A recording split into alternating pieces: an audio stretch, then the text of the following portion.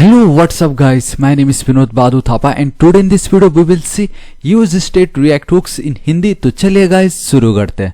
बताना चाहूंगा गाइस आज मेरा 30वां वीडियो होने जा रहा है on React JS tutorial in Hindi in 2020 के ऊपर एंड इस प्लेलिस्ट का लिंक मैं नीचे डिस्क्रिप्शन एंड कमेंट सेक्शन में आपको प्रोवाइड करा दूंगा। ऑलराइट गाइस, तो आज का वीडियो बहुत ही ज्यादा इंपॉर्टेंट होने वाला है क्योंकि आज हम फाइनली देखने जा रहे हैं रिएक्ट हुक्स। ये बहुत ही ज्यादा इंपॉर्टेंट है, बिलीव मी गाइस, ठीक है। तो क्या होता है ये रिएक्ट हुक्स, देखिए गाइस। तो सबसे पहला पॉइंट ये कि गाइस ये जो हुक्स का कॉन्सेप्ट है इसको बेसिकली रिएक्ट का जो वर्जन है दैट इज 16.8 वर्जन में इसको इंट्रोड्यूस कराया गया था। उससे पहले गाइस हम state and then life cycle method हमने बहुत पढ़ा था जो कि था क्लास बेस्ड कंपोनेंट। बट अगर आप सेकंड लाइन को यहाँ पे रीड करोगे ये बोलता है it allows you to use state and other React features without writing a class. This is it guys, ये तो है सबसे ज्यादा पावर हमारे पास रिएक्ट हुक्स का and that is why guys most of the React developers, you know, ये मैं नहीं बोल रहा बट ये वेबसाइट क्लेम करता है that 80% developer guys classes component को छोड़ के अब फंक्शनल कंपोनेंट पा रहे हैं and that is the reason guys. आप देखोगे मैंने अपने सीरीज में अभी तक क्लास कंपोनेंट के बारे में कुछ नहीं बताया, मैंने कंस्ट्रक्टर नहीं बताया, मैंने आपको स्टेट्स नहीं बताया, लेकिन आज हम देखेंगे कि क्लास में जो states and life cycle method थे उसके बदले और बेटर तरीके से किस तरीके से हम प्रॉब्लम को सॉल्व कर सकते हैं, आई मीन स्टेट को हैंडल कर सकते with the help of React hooks, वो मैं आपको आज बताने वाला हूं, ठीक है। And hooks are the function which hook into react state and life cycle features from the function component। Alright guys, अब तीसरा पॉइंट हम देखते हैं कि क्या बोला। बेसिकली बोला it does not work inside classes. तो गाइस ये बहुत ही इंपॉर्टेंट पॉइंट ये बोलता है कि रिएक्ट हुक्स को हम गाइस क्लासेस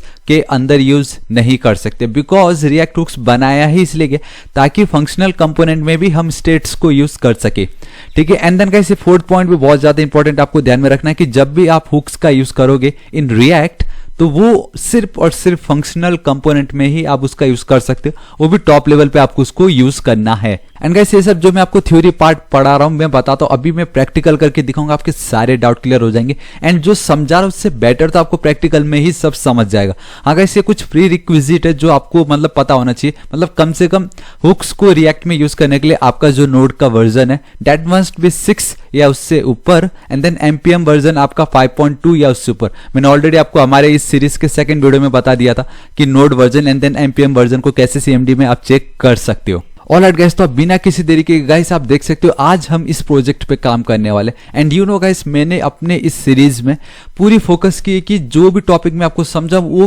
क्या है या उस पे कैसे काम करना है, मैंने उससे ज्यादा फोकस किया है कि वो कहाँ पे काम आता है हमें, ठीक है। मतलब प्रोजेक्ट के किस पार्ट पे आप उसका यूज कर सकते हो उस पर मैं ज्यादा फोकस कर रहा हूँ।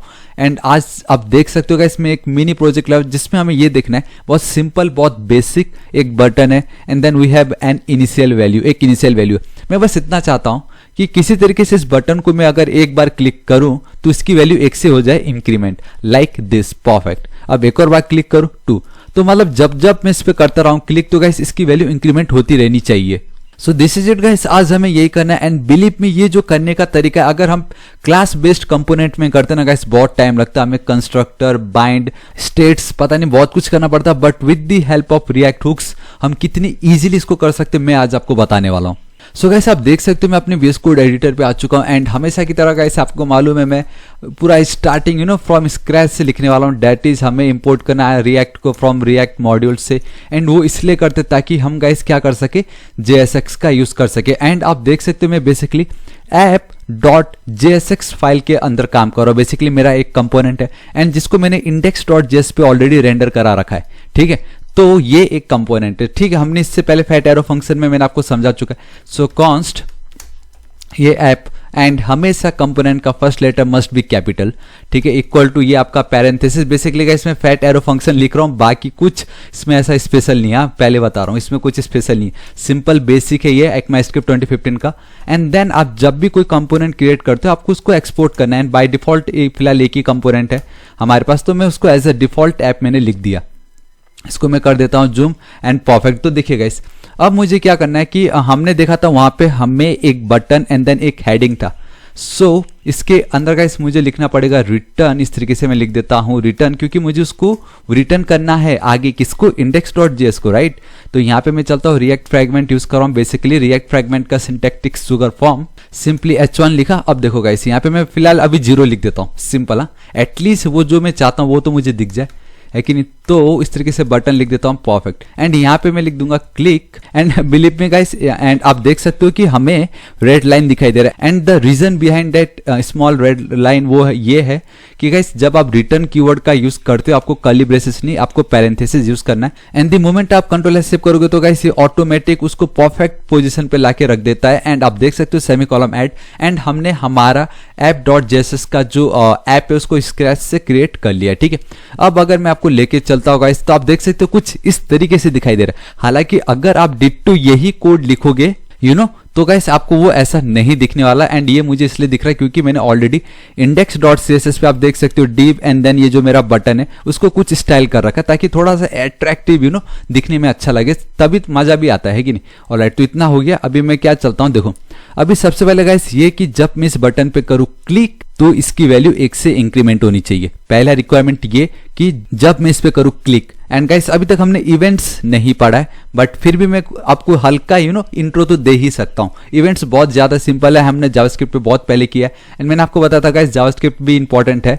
तो हम कैसे लिखते थे पहले गाइस, ऑन क्लिक कुछ इस तरीके से लिखते थे, राइट। बट अब जब हम रिएक्ट यूज करते हैं हमेशा हमें कैमल केस कन्वेंशन का यूज करना है। सो ऑन क्लिक अगर आपको लिखना हो ना तो ऑन एक वर्ड है, क्लिक सेकेंड वर्ड है, सेकेंड वर्ड का first letter must be capital, so CLICK। And मैंने गाइस आपको स्टार्टिंग में बता दिया था रिएक्ट का ये एक्सटेंशन ऑटो कंप्लीट, तो वो ऑटोमेटिक बता देता है। And then equal to curly braces आपको देना है, एंड देन आपको फंक्शन का नाम पास कर देना है बेसिकली। ठीक है, तो मैं लिख देता हूं INC and then NUM, basically increment number में लिखना चाह रहा था। ठीक है, एंड कोशिश करो कैपिटल में ही हो बेसिकली। ठीक है, क्योंकि ये भी आपका एक कंपोनेंट की तरह आप इसको मान सकते हो, तो बेसिकली आप इसको एज इट इज लिख दीजिए। ठीक है, एंड आपको याद है जब हम जावास्क्रिप्ट पे काम करते थे HTML एंड CSS पे, तो हम लास्ट में गाइस इस तरीके से पैरेंथेसिस यूज करते थे। बट गाइस रिएक्ट में हमें वो नहीं करना है, हमें सिंपली नाम पास करना है आपको फंक्शन का। कंट्रोल एस सेव, ठीक है परफेक्ट। नाउ मैं वापस यहाँ पे टॉप पे चलता हूँ। Guys we have to check कि जब इस पे कोई करता है क्लिक, क्या ये एक्चुअल में बटन क्लिक वाला काम ये जो फंक्शन है वो वर्क कर रहा है या नहीं। तो कैसे करेंगे, सिंपल वही है, सेम कॉन्स्ट आपका ये INC num, ठीक है, fat arrow function same equal to, and then this is it. तो गाइस मैं सिंपली कंसोल, ठीक है, इस तरीके से, एंड देन यहाँ पे मैं लिख देता हूँ क्लिक्ड, तो मुझे ये पता चल जाएगा कि ये क्लिक्ड हुआ है या नहीं। तो गाइस आज इस वीडियो में आपको सिर्फ हुक्स नहीं, आप देख सकते हो आपको इवेंट्स के बारे में भी पता चल रहा है। कंट्रोल एस सेव कर देता हूँ, यहाँ पे मैं चलता हूँ तो गाइस एज इट इज ही है, but I have to click on inspect, and then जब मैं जाऊंगा कंसोल, ठीक है, कंसोल पे क्लिक कर देता हूं। तो गाइस आप ये जो एरर आपको दिखते हैं ना, इसका बिल्कुल आप टेंशन मतलब, बेसिकली कुछ मेरे ऐसे एक्सटेंशन है जो इसको सपोर्ट नहीं कर रहा है, बट कोई प्रॉब्लम नहीं, इसको मैं हटा देता हूं। अभी देखो अगर इसको मैं जूम कर, अगर मैं यहाँ पे कर दूं क्लिक, ऑलराइट, अगर मैं क्लिक करता हूं एंड यहाँ पे अगर ये क्लिक मुझे दिख गया, इट मीन ये बटन काम कर रहा हूं। सो 3 2 एंड 1 बूम गाइस, आप देख सकते हो क्लिक क्लिक क्लिक, मतलब परफेक्टली ये मतलब जितने बार मैं क्लिक कर रहा हूं मुझे यहाँ पे दिखाई दे रहा है, मतलब एटलीस्ट इस बटन पे क्लिक करने पे मतलब ये काम कर रहा है। तो हमने इवेंट्स देख लिया है कि नहीं, ये जो on click, on mouse over, mouse out, mouse Hoover, ना जाने कितना है, वो सब एक इवेंट्स कहलाता है, जो कि बहुत इंपॉर्टेंट है। ठीक है, इतना काम हो गया। अभी मैं क्या कर सकता हूँ कि जब भी हम काम करते गाइस डायनेमिक होना चाहिए, राइट। ये हार्ड कोड हमें नहीं देना, 0 नहीं देना हमें। तो यहाँ पे मैं लिख देता हूँ काउंट, ऑलराइट, एंड यहाँ पे मैं चलता हूँ, ठीक है, यहाँ पे भी नहीं, यहाँ पे चलता हूँ let count, COUNT count equal to guys मैं 1 वैल्यू दे देता हूँ। कंट्रोल एस सेव करता हूँ तो गाइस आप देखोगे पहले जो 0 था अब हमें यहाँ पे 1 दिखाई दे रहा है, परफेक्ट, क्योंकि मैंने काउंट यहाँ पे पास कर दिया। अब किसी तरीके से अगर इस बटन पे मैं करूँ एक बार क्लिक, इसको इंक्रीमेंट करना है मुझे, राइट। यहाँ पे मैं चलता हूँ एंड लिखता हूँ इस तरीके से काउंट प्लस प्लस। गाइस अभी तक हमने हुक्स के कॉन्सेप्ट नहीं देखे, हम अभी भी इवेंट्स देख रहे हैं, राइट। कंट्रोल एस सेव करता हूँ एंड अगर यहाँ पे मैं चल के, हालांकि रिफ्रेश करने की जरूरत नहीं, ऑटोमेटिक हो जाता है, लेकिन फिर भी गाइस अगर आप देख सकते हो यहाँ पे क्लिक हो रहा, परफेक्टली नंबर बढ़ रहे हैं, लेकिन इस 1 को कोई फर्क नहीं पड़ रहा है, इसको लेना देना ही नहीं है भाई, तू जो भी कर बोल रही है, क्योंकि गाइस ये डायरेक्टली चेंज नहीं होगा, ये एक स्टेट है। तो पहले इसका स्टेट था 1, नाउ अब इसका स्टेट चेंज करके मुझे 2 देन 3 करना हो, तो गाइस हम वो फ्री में नहीं कर सकते रिएक्ट में। तो यही एक प्रॉब्लम था फंक्शनल कंपोनेंट के साथ पहले, इसलिए गाइस जब भी स्टेट की बात आती थी लोग गाइस इसको स्विच करके क्लास कंपोनेंट यूज करना लग जाते थे। बट नाउ आफ्टर हमने पढ़ा किस वर्जन गाइस, परफेक्ट 16.8 वर्जन के बाद guys we have a concept of hooks. ठीक है, मैं आपको बताता हूँ ये जो काम है ना, इसको अगर मैं यहाँ से हटाऊं, एक देखो, इसको अगर मैं यहाँ से हटाता हूं एंड ठीक इस जगह पे पास कर दूं गाइस, अगर इसको मैं कंट्रोल एस सेव और ये सेमीकोलन हटाता हूं, तो गाइस आप नोटिस करो, ठीक है, मैं यहाँ पे चलता हूँ, इसको हटाता हूँ, जब मैं क्लिक करूंगा ना, क्लिक टू 1, क्लिक टू, एक सेकंड स्पेस देता हूं मैं इस जगह पे, ऐसे कंट्रोल एस, तो आपको ज्यादा बेटर समझेगा।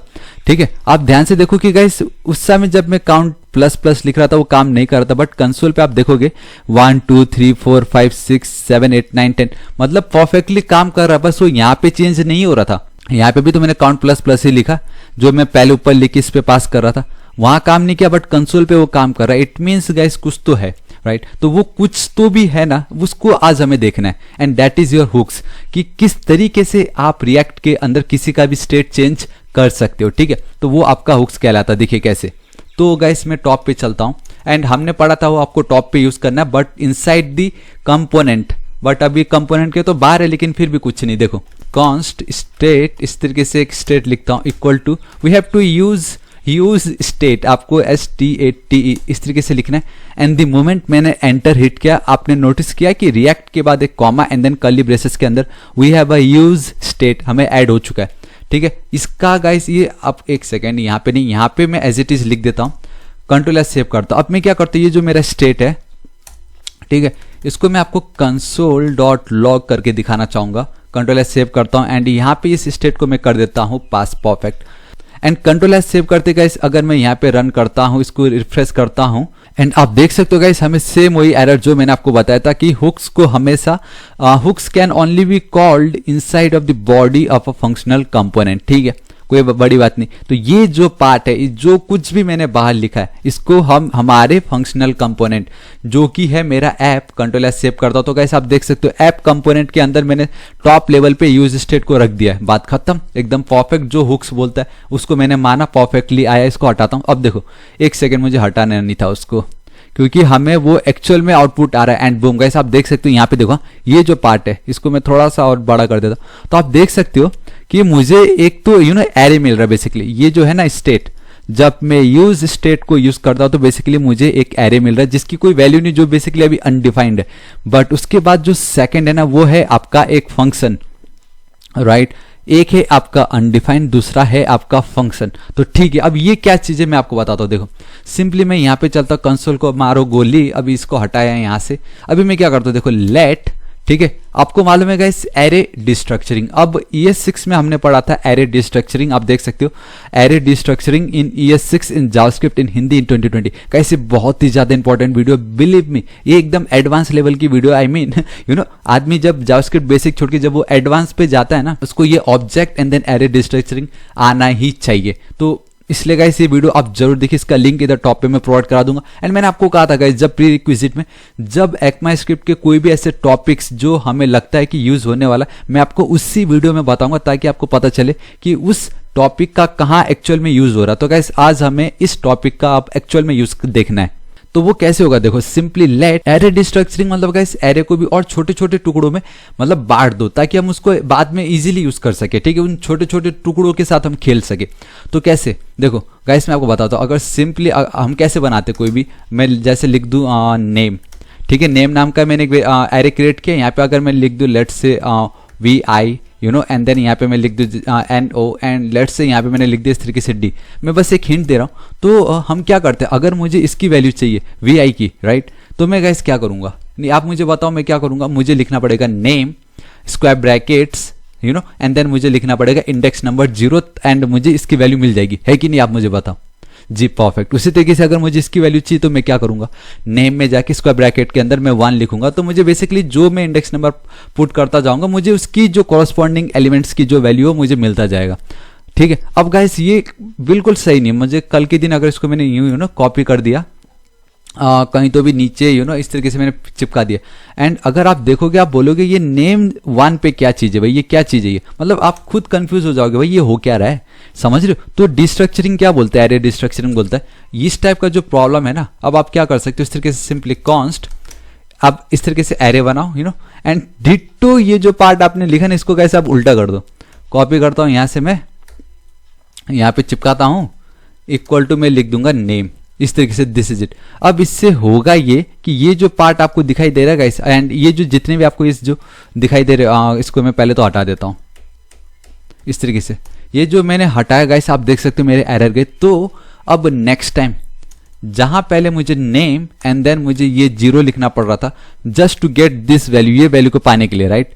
अब मैं इस लाइन के बाद ये मेरा कहलाता है एरे डिस्ट्रक्चरिंग, जहां पे मैंने क्या कर दिया कि अब ठीक है डायरेक्टली ये जो vi लिखा इसका मतलब नेम नाम का जो एरे है उसके अंदर चाहे जितने भी वैल्यू हो, जो सबसे पहली वैल्यू होगी उसको मैंने इस वेरिएबल पे स्टोर कर दिया। अब नेक्स्ट टाइम अगर मैं डायरेक्टली vi लिख दूंगा कंसोल में तो मुझे ये वाली वैल्यू मिल जाएगी। इसको मैं गाइस और बेटर कर सकता था, मैं यहाँ पे सिंपली इस तरीके से नेम 1 यहाँ पे नेम 2 एंड देन यहाँ पे इस तरीके से मैं नेम 3 सिंपली, एंड यहाँ पे मुझे ये नेम अब 0 लिखने की जरूरत नहीं पड़ती, मैं सिर्फ नेम 1 लिखता मुझे वैल्यू मिल जाती।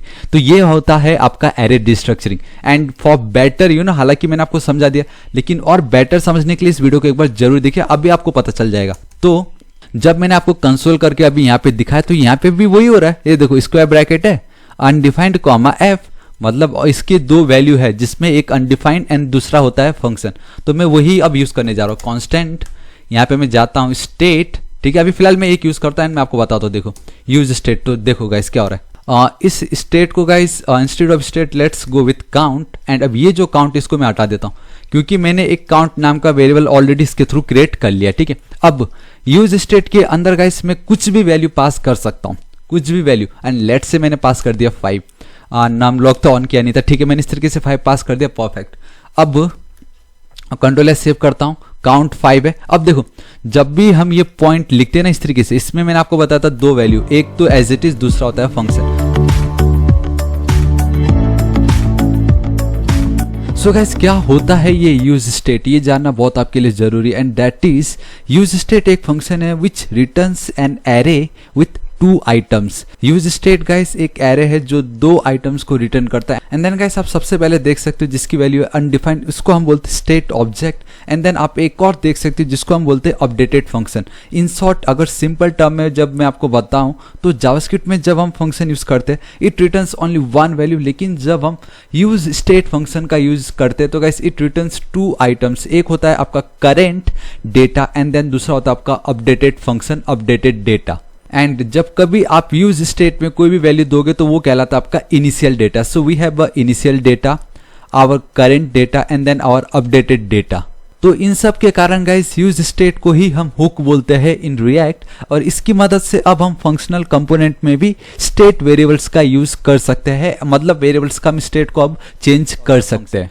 फंक्शन को मैं अभी तक कुछ लिख नहीं रहा हूँ, ऑलराइट, तो मैंने इतना लिख दिया है कि नहीं। अब यहाँ पे बस मैंने एक वेरिएबल पास कर दिया काउंट, एंड आपको पता चल चुका है कि मैं एरे डिस्ट्रक्चरिंग यूज कर रहा हूँ। तो यूज स्टेट के अंदर जो मैंने आपको दिखाया था, ये जो अनडिफाइंड आपको दिख रहा था गाइस, अब वो दिखेगा नहीं क्योंकि रिफ्रेश हो गया ये। उस समय जो अनडिफाइंड दिख रहा था ना, अब अनडिफाइंड के बदले काउंट चला गया।